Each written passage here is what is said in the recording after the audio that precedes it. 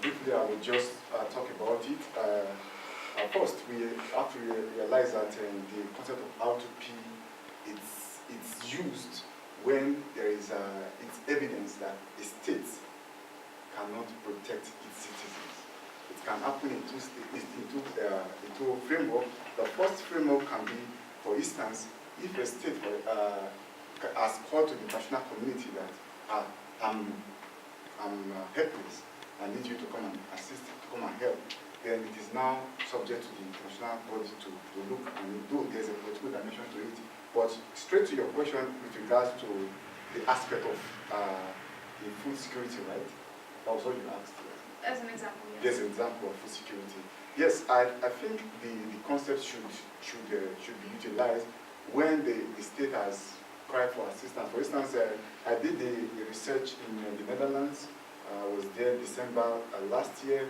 We were talking on access to food for food security, and we did a project with regards to the Zimbabwe.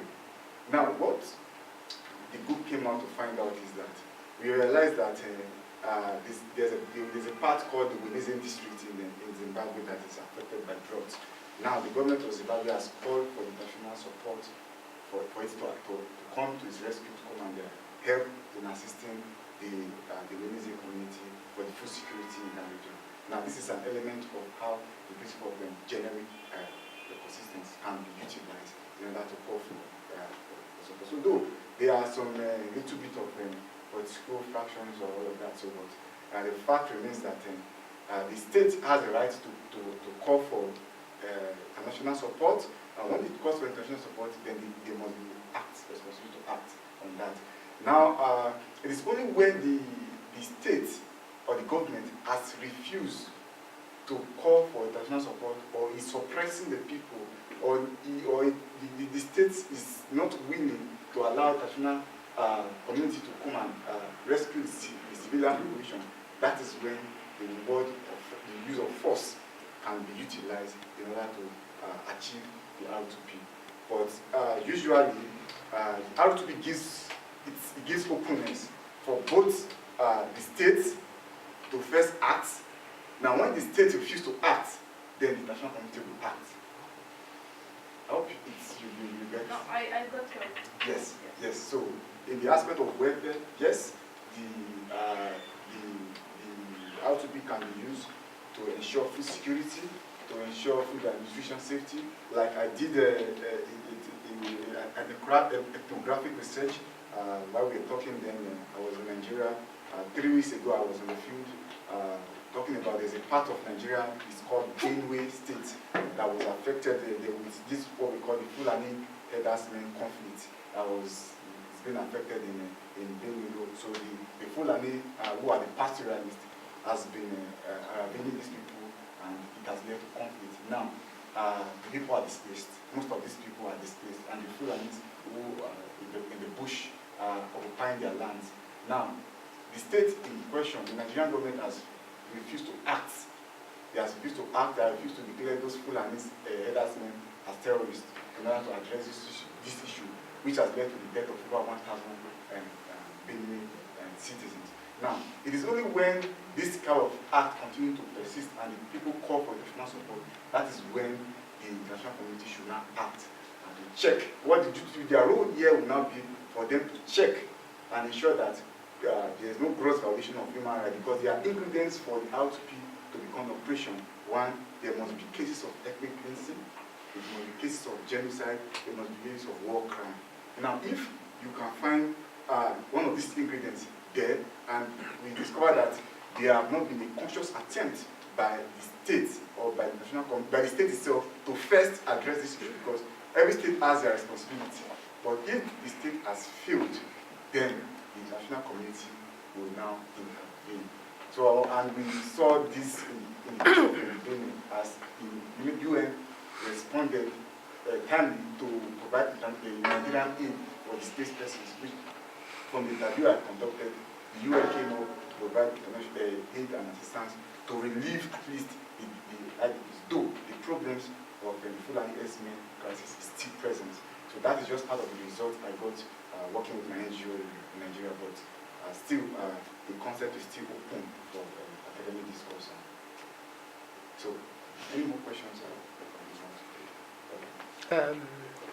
When you talk about conflict and intervention, like you have rightly mentioned, maybe not explicitly, but implicitly in your discussion, there are also elements of interest where even when state, an arbitrary state has obviously oppressed our citizens, and there is evidence of human rights abuse.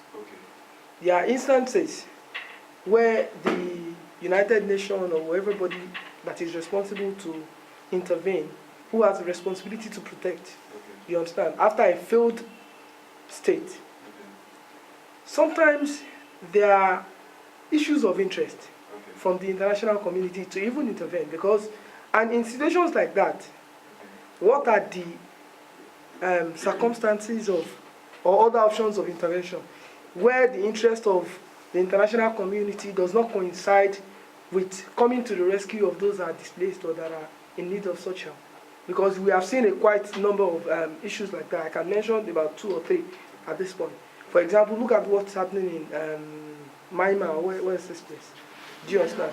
Now, a lot of people are being displaced, and they are moving from the affected area to Bangladesh and, you know, boundary countries.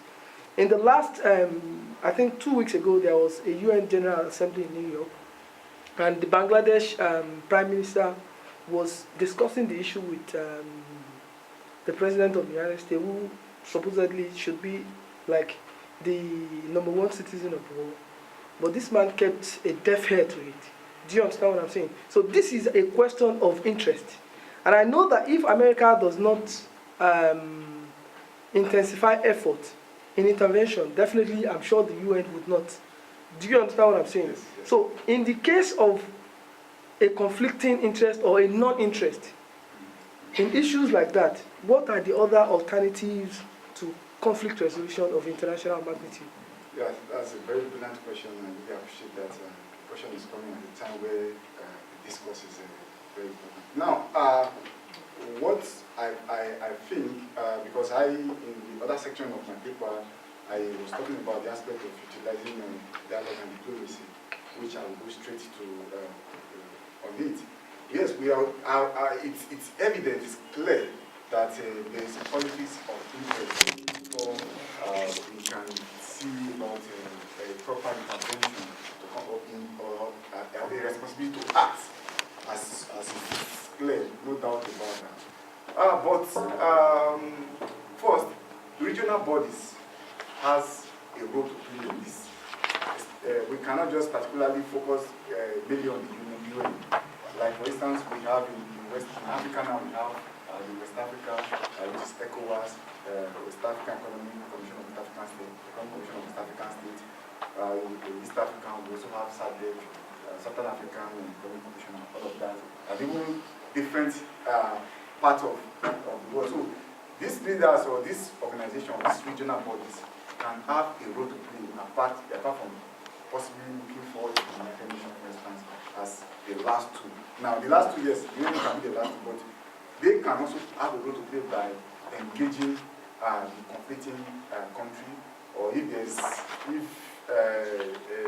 the country has failed in its effort to possibly utilize the dialogue mechanism, then they can institute a framework between, maybe for instance, let's say there's a conflict in Nigeria with regards to this Fulani SM, which I give an instance now. Then there should be a proper negotiation, a proper dialogue that the leaders in the West African region can institute towards ensuring that they discuss with the aggrieved people, with the Fulani, with the community, with the leaders, to ensure that there's peace and security in such region. And we also have another issue, because Nigeria is a very complex case, which I would always like to give instance, because that's where I'm from. As we can find about the Musul, the section of the Easterners, okay, Sorry if I Yes. saw you, but Okay, like yeah, okay. I've just round up. So, in that and I such received some very bad sides from that side. Okay. So, in such cases, yeah, utilizing of dialogue and diplomacy can be very instrumental. Yeah, maybe. Okay. Yes. Thank you. Yes, thank you. Okay. Do you have questions for other speakers? Do we have time to ask? We just said when there are like 5 speakers and 3 there. No. Okay, do we have time to ask? Yes. Yes, there are 5 speakers. Yes, and you should make it clearer by standing there.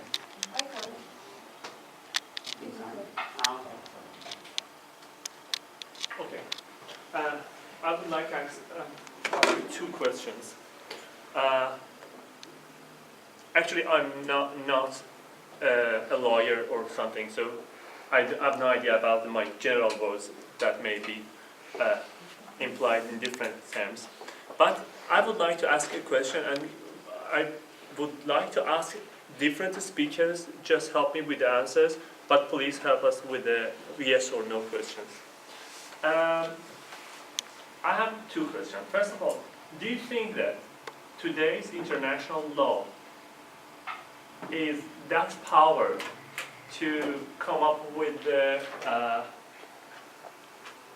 strong countries, for example, in Russian story, in like you mentioned, Myanmar these days, even Myanmar as a not very strong country refused to accept the UN's UN evidence to come up to the country and give us the report and what will happen there. Do you think that today's international law is that powerful to make the conflicts not happen or not raise any part of the world? Please help me. I claim the right to reply. Hey. No, just 1 second. So, international law is divided into 2 branches. The public side does not exist in practice. It's an academic discourse. I'm really interested in that. I'm studying it, but it does not affect anything. And the other is the private one. The private one is very effective because it entails business issues, and so people are willing to solve them, to settle them. But in the public discourse, there is nothing to be done. That's why instead of talking about international legal values, that is something we are doing since the end of the Second World War, we should start talking about the enforceability of public international law.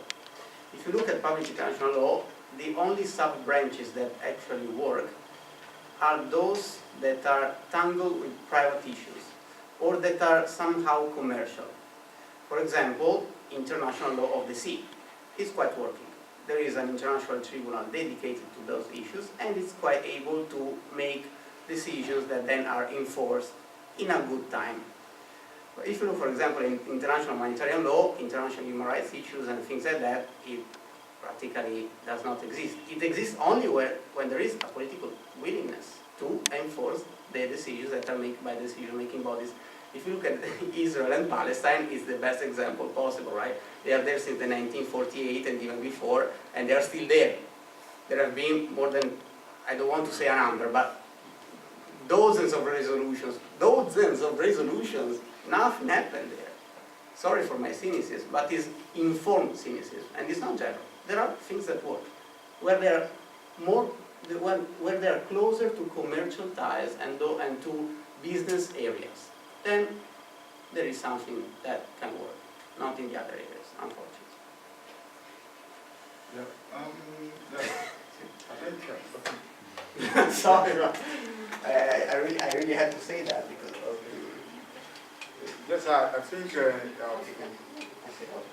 Yes, I think from what is Ricardo said is very much in line with. Yes, there's political willingness, but yes, again, the international humanitarian law works. In the aspect of even we can find in the aspect of abuse of human rights, we are finding several cases when the international community has called on countries we can find in cases whereby this Transparency International has done a whole lot of effort in order to ensure that when there's a notice or when there's an act of a state violating the citizenry right or anything, the Transparency International has come in several cases to check such kind of country by what they do, making statements and all of that.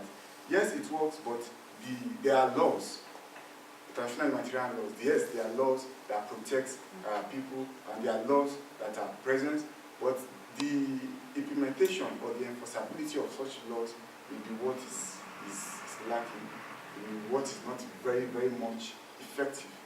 But that is not to say that the humanitarian laws is not effective. But that is not to say that the law is not the law.